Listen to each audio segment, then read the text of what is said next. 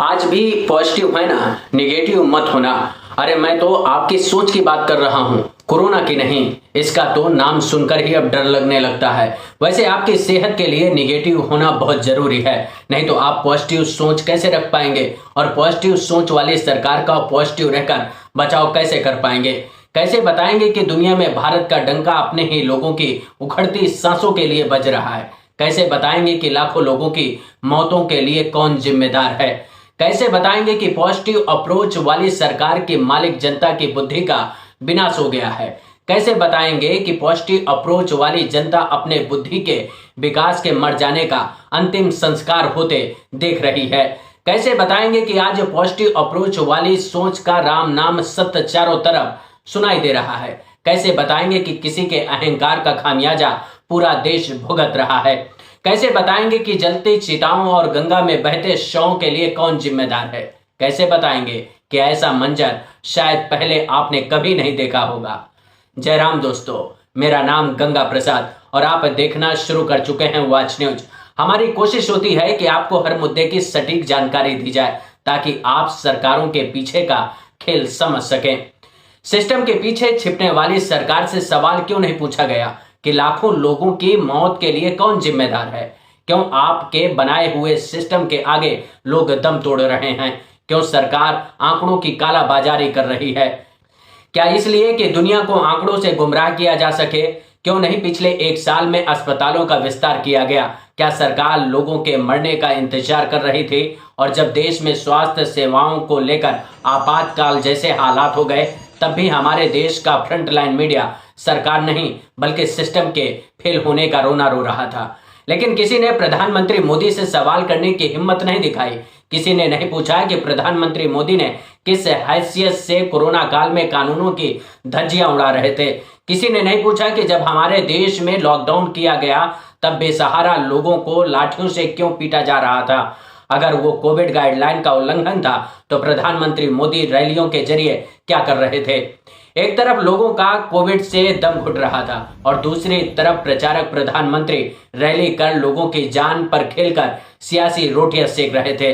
Covid काल में 6 राज्यों के विधानसभा चुनाव हुए। उन चुनावों में हमारे प्रधानमंत्री मोदी ने 35 रैलियां की, जिसमें बिहार की 12 रैलियां शामिल हैं, पश्चिम बंगाल और असम की 16 रैलियां हैं, तमिलनाडु, केरल और पुडुचेरी में 7 रैलियां की और उन रैलियों में कोविड गाइडलाइन का खुला उल्लंघन कर कानून को खुले आम चुनौती दी गई, जिसका खामियाजा कोविड संक्रमण की बढ़ती रफ्तार के रूप में देखने को मिला। शमशान घाटों में अंतिम संस्कार के लिए लाइनों में लगने के लिए लोगों को मजबूर होना पड़ा। इसके बावजूद हमारे प्रधानमंत्री मोदी लोगों को रैलियों में आने का न्योता देते रहे और भीड़ जुटाकर खुशियां मनाते रहे और दूसरी तरफ लोगों के घरों में मातम पसर रहा था। स्वास्थ्य सुविधाएं वेंटिलेटर पर जा रही थी और सरकार रैलियों में व्यस्त थी। 1 अप्रैल को कोरोना से 469 मरीजों की मौत की पुष्टि होती है। इसके बाद हर दिन गुजरने के साथ मरने वालों की संख्या सरकारी आंकड़ों में भी बढ़ती जा रही थी। 27 अप्रैल को कोरोना से मरने वालों की संख्या 2771 तक पहुंच गई थी। तब जाकर हमारे प्रधानमंत्री मोदी को होश आया। कोविड को लेकर इमरजेंसी बैठक के बहाने बंगाल में होने वाली अपनी रैलियों को रद्द किया।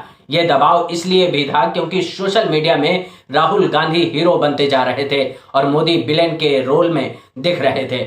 ऐसे में प्रधानमंत्री मोदी ने डैमेज कंट्रोल करने के लिए रैलियों को रद्द करने का फैसला लिया, लेकिन तब तक देर हो चुकी थी क्योंकि कोरोना हर दिन गुजरने के साथ देश के स्वास्थ्य सिस्टम का गला पकड़ता जा रहा था और लोगों का दम सांसों के संकट के आगे घुटता जा रहा था। वैसे तो सरकारी आंकड़ा नहीं है, लेकिन मीडिया रिपोर्ट्स के मुताबिक देश भर के तमाम अस्पतालों में ऑक्सीजन की कमी से 180 से ज्यादा लोगों की मौत हो गई। लेकिन क्या इन मौतों को खुदा की मर्जी कहा जा सकता है या फिर सरकारों की नाकामी ने हत्या कर दी। वैसे जब मैं सरकारी आंकड़े कहता हूं तो उसका मतलब सरकारी होता है और सरकार का मतलब तो आप जानते ही हैं, जिसमें सरकारी सच लिखा होता है, क्योंकि सरकारी पन्नों में दर्ज आंकड़े कभी जमीनी हकीकत को नहीं बताते और जब जनता से जुड़े मामले हों तो फिर उन आंकड़ों में सरकारी घालमेल का खुला खेल चलता है। इसके बावजूद 10 मई तक 2,50,000 से ज्यादा लोगों की कोरोना से मौत हो चुकी थी, जबकि असल में इससे कई गुना ज्यादा लोगों की मौत हुई है। इस सच को मैंने पिछले वीडियो में बताया है। इस वीडियो को देखेंगे तो आपको आंकड़ों को छिपाने का पूरा सच समझ में आ जाएगा। वैसे सांसों के संकट के सामने हाँफते लोगों को सांस न दे पाने वाली मोदी सरकार के जबड़े खुल नहीं रहे हैं। जो रैलियों में 56 इंच का सीना दिखाकर ललकारते थे, वो आज 2.2 इंच का मुंह नहीं खोल पा रहे हैं।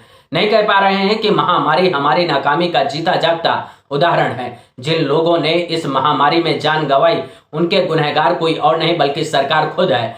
वैसे प्रधान सेवक के चुप रहने के पीछे भी तर्क दिए जा रहे हैं। इन फैसलों को सबके सामने रखकर बताया जा रहा है कि इस खामोशी के बाद कुछ बड़ा होने वाला है, लेकिन ये सच नहीं है। इस चुप्पी की अपनी खास वजह है। प्रधानमंत्री मोदी जानते हैं कि देश में नाकाम सरकार के खिलाफ लोगों का गुस्सा है। ऐसे में प्रधानमंत्री मोदी लोगों के गुस्से का शिकार नहीं होना चाहते। वो जानते हैं कि अगर कुछ बोलेंगे तो लोग ट्रोल करेंगे और जमकर किरकिरी होगी। ऐसे में सरकार बोलने से बचना चाहती है, जबकि सरकार को संकट के समय आकर बोलना तो चाहिए।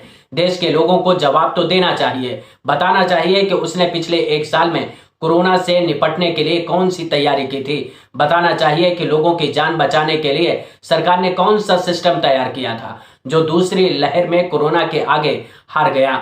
इसलिए लोग पूछ रहे हैं कि 56 इंच वाली सरकार की बोलती बंद क्यों है। आपने कभी सोचा कि लोकतांत्रिक होने का ढोल पीटने वाली मोदी सरकार मीडिया से सीधे बात क्यों नहीं करती? आपने कभी सोचा कि पूर्व प्रधानमंत्री मनमोहन को मनमोहन कहने वाले महामारी के संकट में मौन क्यों हैं?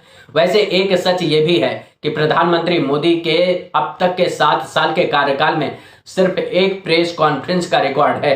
उसमें भी जवाब देने का हिसाब तत्कालीन बीजेपी अध्यक्ष अमित शाह के पास है। उस समय भी प्रधान सेवक ने जवाब नहीं दिया, लेकिन जब से मोदी सरकार में आए हैं तब से अब तक करीब 76 बार मन की बात कर चुके हैं।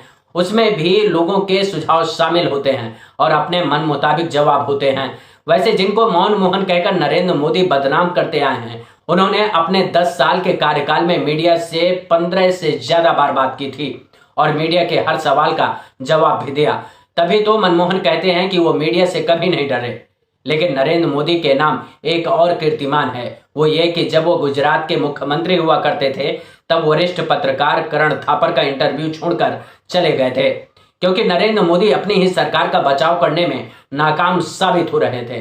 वैसे प्रधानमंत्री मोदी भगवान राम को आदर्श मानते हैं और उनके भक्त शायद प्रधान सेवक को आदर्श मानते हैं। तो क्या प्रधान सेवक अपने भक्तों को रावण का पाठ पढ़ाते हैं? और उन भक्तों से सवाल ये है कि क्या आप रावण को आदर्श मानते हैं? अगर नहीं मानते हैं तो फिर सोचिए, आपके आदर्शों पर आपकी सरकार सीधे चोट कर रही है।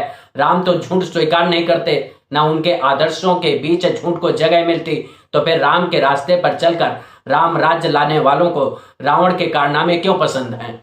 क्या राम के रास्ते पर चलने का मादा नहीं है? सिर्फ सियासत के लिए एक राम रास्ता है और आदर्श उनके लिए रावण है। ये सवाल इसलिए क्योंकि ब्रिटिश अखबार ने प्रधानमंत्री मोदी के दंभ पर सीधी चोट की, तो उनको आदर्श मानने वाले बिलबिला गए और उसका जवाब देने के लिए एक फर्जी वेबसाइट का सहारा लिया, जिसमें बीजेपी कार्यकर्ता ही सरकार की लोकप्रियता का पाठ लिख रहे हैं और बीजेपी के बड़े नेता उसको ट्वीट कर प्रचार कर रहे हैं, ताकि भक्तों को पाठ पढ़ाया जा सके, जो सबसे ज्यादा घिनौना काम है। आप अपने ही देश की जनता से झूठ बोल रहे हैं और लोकतांत्रिक होने का पाठ पढ़ा रहे हैं। इस वीडियो में इतना ही, लेकिन वीडियो को लाइक करना और चैनल को सब्सक्राइब करना मत भूलेगा। इस पर अपने विचार शेयर करेंगे तो हमको भी अच्छा लगेगा। इसके साथ ही मैं अपने सभी वीडियो टेलीग्राम में डालता रहता हूं, तो चैनल को ज्वाइन कर लेंगे तो मेरे हर वीडियो का नोटिफिकेशन भी आपको मिलता रहेगा। नमस्कार।